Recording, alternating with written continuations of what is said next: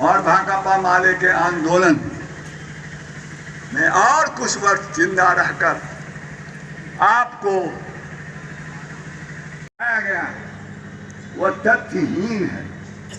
तथ्य हमारे पास है, मैं उसकी चर्चा यहाँ करने के लिए और मेरा स्वास्थ्य भी अलाउ नहीं कर, क्योंकि मेरा केमोथेरेपी चल रहा है, फिर 28 तारीख को होने वाला है, लास्ट होने वाला है।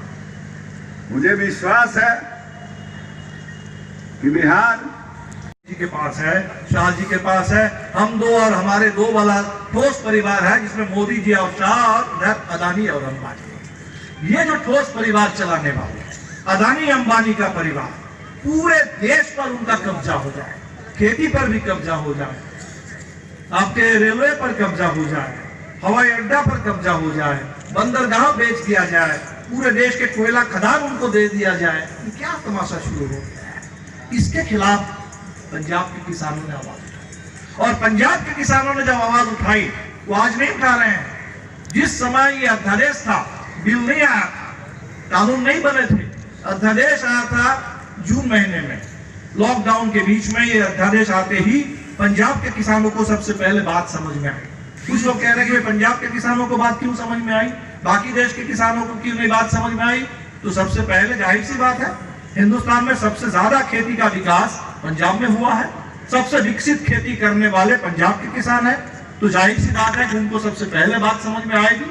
और उनको जब बात समझ में आई, उन्होंने शुरुआत कर दी उसी समय से, और पंजाब के अंदर इन्होंने कहा ये अंबानी, उन्होंने एक नारा दिया, बड़ा अच्छा पंजाब के लोगों ने नारा दिया मोदी के बारे में, भारतीय जनता पार्टी के बारे में, ना धर्म दा ना साइंस दा, मोदी है रिलायंस दा। मतलब ना ये धर्म से कोई लेना देना है, ना साइंस से कोई लेना देना है, इनका सारा लेना देना सिर्फ रिलायंस के साथ है, अंबानी के साथ है, और साथ साथ अदानी का। ये पंजाब के लोगों को बात समझ में आ गई, और इसीलिए पंजाब के लोगों ने पूरे रिलायंस के तमाम पेट्रोल पंप को भी घेर लिया है। और ये अदानी अंबानी के पुतले भी मोदी जी के साथ साथ, बड़ी अच्छी बात है, मोदी जी के साथ साथ अदानी अंबानी के भी पुतले पूरे गांव गांव में अब जलने लगे हैं देश के अंदर।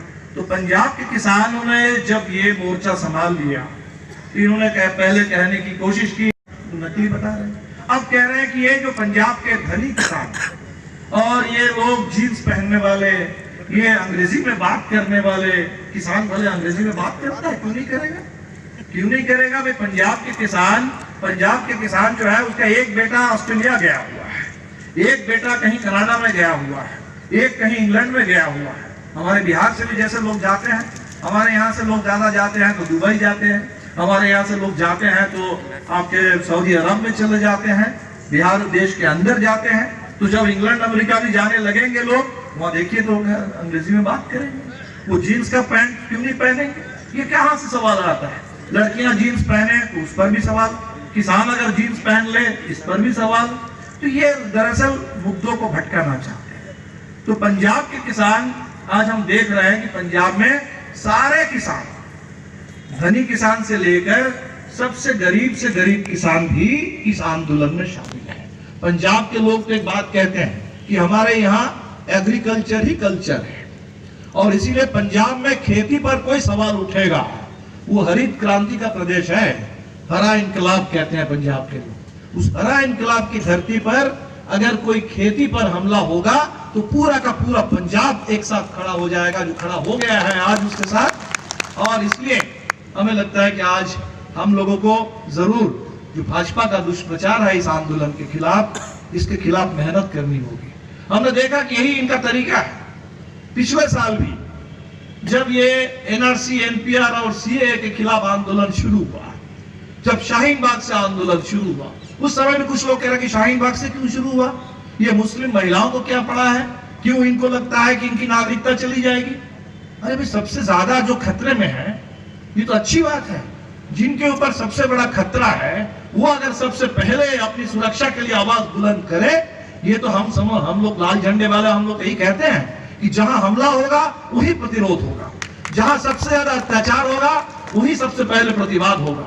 अगर इस देश में लोकतंत्र है, अभी भी संविधान है, अभी भी देश में आजादी है, तो आजादी और लोकतंत्र का, संविधान का ही तो तकाजा है।